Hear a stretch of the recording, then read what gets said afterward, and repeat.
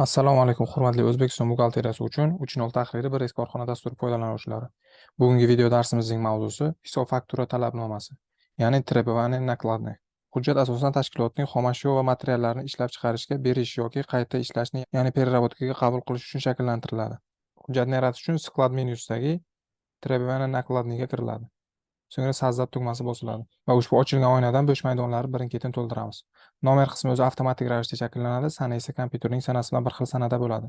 Agar xohlasak, sanani qo'lda o'zgartirib qo'yishimiz mumkin. Sklad qismida "Показать все" tugmasini bosib, ushbu ro'yxatdan o'zimizga kerakli materiallar joylashgan omborni tanlab olishimiz mumkin. So'ngra "Подразделение" qismida "Показать все" tugmasini bosamiz va ushbu ro'yxatdan o'zimizga kerakli подразделениeni tanlasak ham bo'ladi yoki tanlamasak ham bo'ladi. Quyida "Shtat затрат на закладки" materialga yorliq o'rnatish orqali subkontalarni, ya'ni shot zatrat, stat zatrat, подразделение, nomenklaturniy gruppalarni har bir material uchun alohida ko'rsatish mumkin. Agar barcha materiallarning subkontalari bir xil bo'lsa, yorliq o'rnatish shart emas. So'ngra pastki materialli maydoniga o'tamiz va "Добавить" tugmasini bosamiz. "Показать все" tugmasini bosib, o'zimizga kerakli materiallarni tanlab olishimiz mumkin. So'ngra "Количество" qismida material miqdori yoziladi. Shot uchota qismida esa material buxgalteriya shoti yozib qo'yiladi. Shot zatrat qismida ishlab chiqarish shotini tanlab qo'yishimiz mumkin.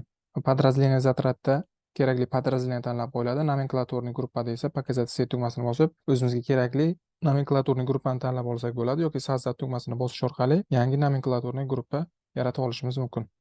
Zapisать, закрыть. So'ngra produksiya qismida ushbu materiallar aniq bir mahsulotning tannarxiga ketayotgan bo'lsa, o'sha mahsulot tanlab qo'yilishi mumkin yoki shart emas. Statiya zatrat qismida "Показать все" tugmasini bosib, ushbu ro'yxatdan o'zimizga kerakli statiya zatratni tanlab olishimiz mumkin. Agar bizga kerakli statiya zatrat mavjud bo'lmasa, yuqorida Sazzat tugmasini bosib, o'zimizga kerakli statiya zatratni yaratib olsak bo'ladi. Materialniy расходы. Yana bir shaklda tovarlarni qo'shishimiz mumkin. Padbord tugmasini bossak, quyidagi ro'yxat chiqadi. Ushbu ro'yxatdan "Только остатки" qismiga o'tamiz va ombordagi qoldiq tovarlar bo'yicha ma'lumotlarni to'ldirishimiz mumkin. Materiallarni tanlab olganimizdan so'ng "Перенести в документ" tugmasini bossak, quyidagi material maydonida ko'rinadi. So'ngra material subkontalarini yozamiz. Подразделение qismida подразделение to'ldiramiz. Nomenklaturniy gruppada esa qaysi nomenklaturniy gruppaga joylashtirayotgan bo'lsa, o'sha nomenklaturniy gruppa tanlab olinadi. Statiya zatratda materialniy расход bandi tanlanadi. Ushbu ma'lumotlarni kiritib bo'lganimizdan so'ng "Записать", "Провести", debit kredit tugmalarini bosib, quyidagicha buxgalteriya provodkalarini ko'rishimiz mumkin. Agar bizga bu hujjatning bosma shakli, ya'ni pechatli formasi kerak bo'ladigan bo'lsa, yuqoridagi pechat tugmasini bosib, o'zimizga kerakli shaklda qog'ozga chop etib olishimiz mumkin. "Провести", "Закрыть" tugmasini bossak, hujjat quyidagi требования накладные hujjatlar qatorida ko'rinadi.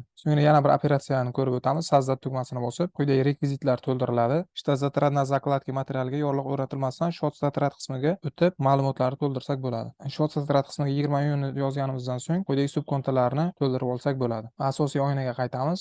Yana bir operatsiyani ko'ramiz. Переработка materiallarini ishlab chiqarishga berish. Buning uchun Sazzat tugmasi bosiladi. Nomer qismi o'zi avtomatik ravishda shakllanadi. Sana esa kompyuterning sanasi bilan bir xil bo'ladi. Agar xohlasak, buni qo'lda o'zgartirib qo'yishimiz mumkin. Подразделение qismida o'zimizga kerakli подразделение tanlashimiz mumkin. Material заказчик bandiga o'tamiz va заказчик qismida bu ro'yxatda o'zimizga kerakli kontragentni tanlab qo'ysak bo'ladi. Va kerakli materiallarni "Добавить" yoki "Padbord" tugmalarini bosish orqali qo'shib qo'yishimiz mumkin. Bunda "Только остатки" bo'yicha materiallarni qo'shib qo'ysak bo'ladi. Materialni qo'shganimizdan so'ng o'zi avtomatik ravishda shot uchota va shot передача qismlaridan 0031 va 0032 shotlari chiqadi. 0031 bu skladdagi balansdan tashqaridagi shotlar, 0032 esa balansdan tashqaridagi ishlab chiqarishga beriladigan shotlar hisoblanadi. Ushbu ma'lumotlarni kiritganimizdan so'ng kommentariya qismida qanaqadir izohlarimiz bo'lsa, yozib qoldirishimiz mumkin. So'ngra "Записать", "Провести", debit kredit tugmalarini bossak, quyidagicha buxgalteriya provodkalarini ko'rishimiz mumkin. Materiallarni ishlab chiqarishga berish mavzusi alohida bir mavzu. Buni keyingi mavzularimizda ham ko'rib o'tamiz.